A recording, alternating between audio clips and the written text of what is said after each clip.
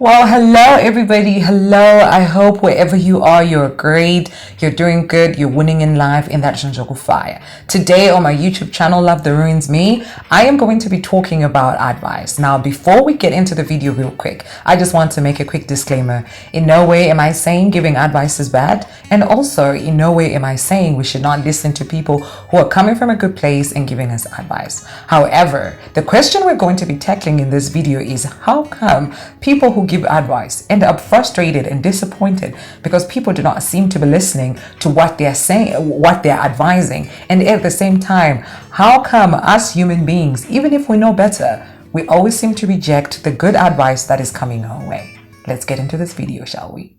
I look at you and it's easy to see you are that someone I've been trying to meet. Probably you are a person who is in an advice giving role. You are a teacher, you are a parent, you're a coach, or like myself, you're a counselor. However, of late you've been getting frustrated simply because the individuals that you seem to be giving advice to are not listening to you. They're not paying attention to you. And as a matter of fact, their lives are so far removed from what you are telling them and they're going in the opposite direction. At the same time, I want you to do this for me. I want you to imagine, right, that moment in your life, whether it's in your past, it's in your present, or I don't know when that was, you knew better. You knew you had to do better, but instead of choosing the better, you went for the worst. Even people told you, they advised you, they told you against that choice, but you still did it. How come that happened? So to understand this whole phenomenon of advice, I want you to think back. Today we're doing a lot of thinking.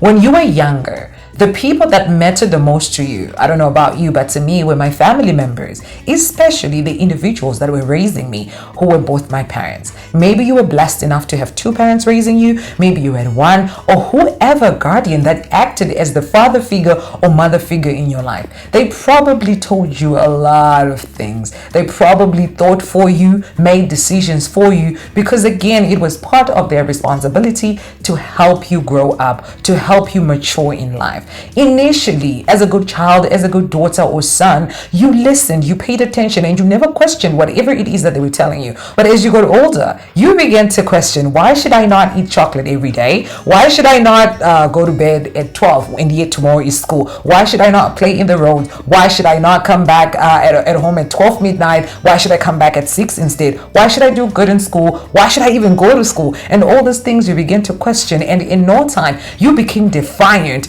Every single thing your parent told you, you wanted to oppose it. You wanted to go against it. So here's the thing, ladies and gentlemen. As human beings, we have something in us that is called trying to figure things out by ourselves syndrome, because that's what we do. So an individual comes to us when we're 22, when we're 34, when we're 38, and wants to give us advice, all from a good place, all from a good because they're a good person and the advice is actually really good, we are going to reject it because it is triggering that part of us that has always wanted to defy anybody in authority, because we always wanted to defy our parents.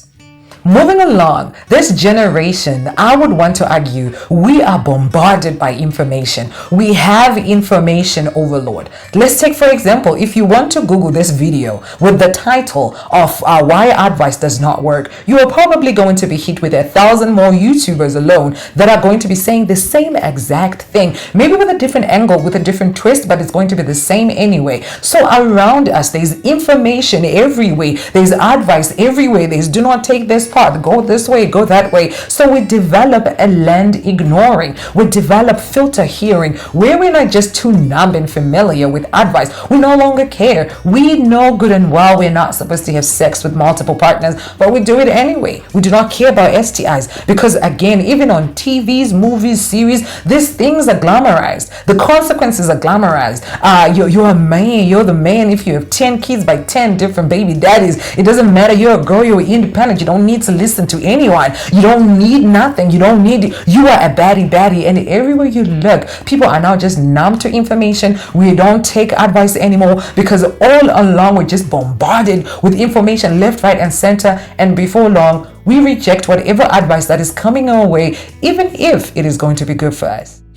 Advice giving robs an individual their opportunity to be creative, to think for themselves, and to develop their own skills that they need developing. Probably this person needs to learn how to fend for themselves. This person needs to know what kind of type they want to marry, what kind of job they want to have, when they want to get married, or whatever path they want to choose in their own life. But alas, we the advice givers, because we assume we know everything, you come in and you keep telling this person what to do. What is going to happen is this person is going to become complacent and dependent on you. They don't need to think because you think for them. And on the other hand, the flip side, you are going to end up frustrated, tired, fatigued, and burned out because now you're responsible for 20 individuals, how they run their lives, how they think. You're managing their marriages, you're managing their jobs, you're managing even their relationship with God for them, including your own. So sometimes that is not going to work. And in the end, advice is going to actually be something bad instead of a good thing. Maturity levels are different in every individual just because our personalities are different.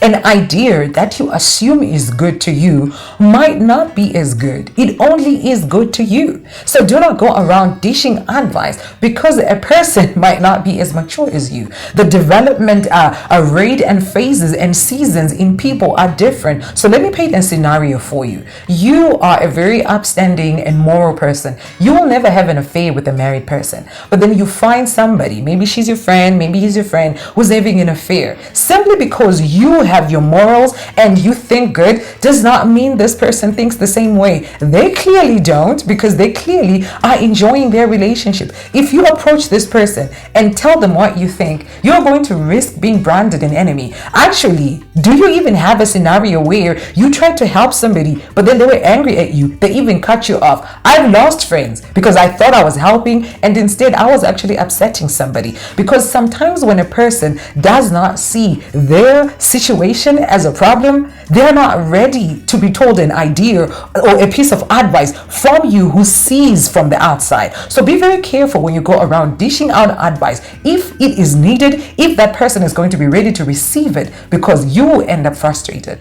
Pay attention to what, when, and how you are going to be delivering this advice. Maybe you humiliated this person. Maybe you embarrassed this person. Of course, this individual is not going to take your advice. Instead, they're going to be defensive and attack you. Now, both of you are involved in a brawl where both of you are going to be defending your positions, and you're going to be confused as to why your amazing advice is not being received by this person. Moreover, sometimes people who were not asked this advice do not even have permission or a relationship with this individual that they're giving this advice to. So this person is going to see it as an offense. I do not know you. Who are you? You're not even important to me, and yet you feel it's your responsibility to talk to me. First of all, establish if how you are delivering this advice is going to be received well. Just think of how you would want somebody to tell you this advice, and also just respect people's boundaries. Keep it to yourself, okay? Allow this person to mature on their own, to grow by themselves, and to invite you into their space and to ask for this advice.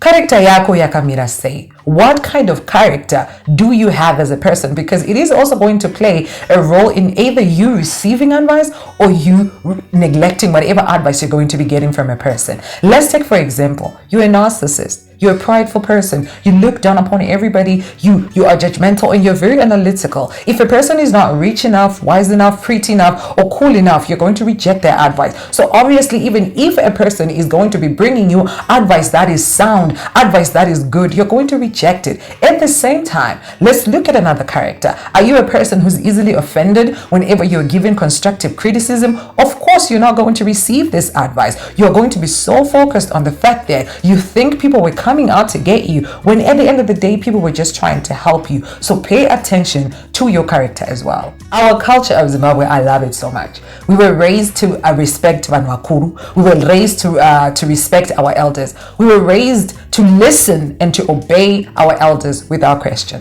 But sometimes individuals have developed this thing where they're too fake nice. They just nod their heads and act as if they're receiving advice from their elderly simply because they're older. Because sometimes older people, elders, the most wise people who are experienced, are dishing out advice. And there's a problem with that.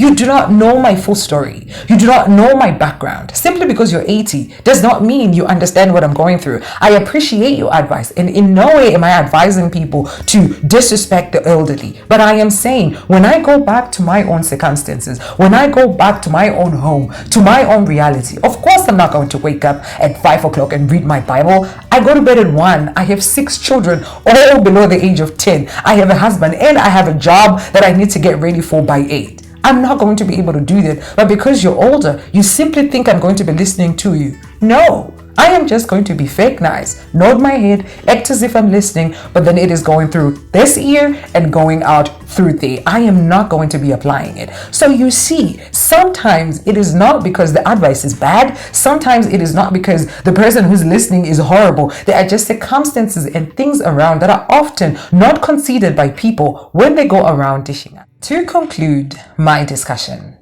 I believe that we were created by God. I am a Christian. I believe that God gave us the Bible to help us navigate our day-to-day lives. Now, if a human being sees it fit to not listen to the Bible, to not listen to their Creator, to not listen to their parents, and to ignore what their conscience will be telling them, how come we then think that individual is going to take advice? Sometimes a person is not in the right mind space, in the right mind frame to even respect or listen or absorb whatever good information that is coming their way. You have to understand something about human beings. Our brain functions according to how we train it. So sometimes we reject anything harmful, even if that harmful thing is good advice, is good choices and good decisions, because at the end of the day, if that individual does not see their life as a problem, does not see what is happening in their life to warrant change, to demand any transformation, then whatever you're going to be telling that person is going to be falling on deaf ears. On the other side, sometimes individuals just want a place to be listened to. Sometimes they just want an environment where they can vent. Sometimes they just want a human being to listen to what is going on their inside before we are just too quick to respond. Your advice seems good in your head, but it might not be to me. Your advice might just make a person feel worse, feel horrible, and feel like they don't know how to run their own life simply because you were too quick to respond without actually paying attention and listening to them. Let us be better friends. Let us be better guardians. Let us be better parents to whoever who needs us, because at the end of the day, sometimes just being listened to goes a whole long way. All right. Thank you so much for listening. What other ways, what other reasons do you think cause people to reject advice? Do you have a scenario, an example where you knew better, but you did not even do the better? Instead, you went for the worse. Thank you so much for listening to my video. Thank you so much for tuning in, and to those who listened until the very end. See you next time. May God bless you. Karay Munyash.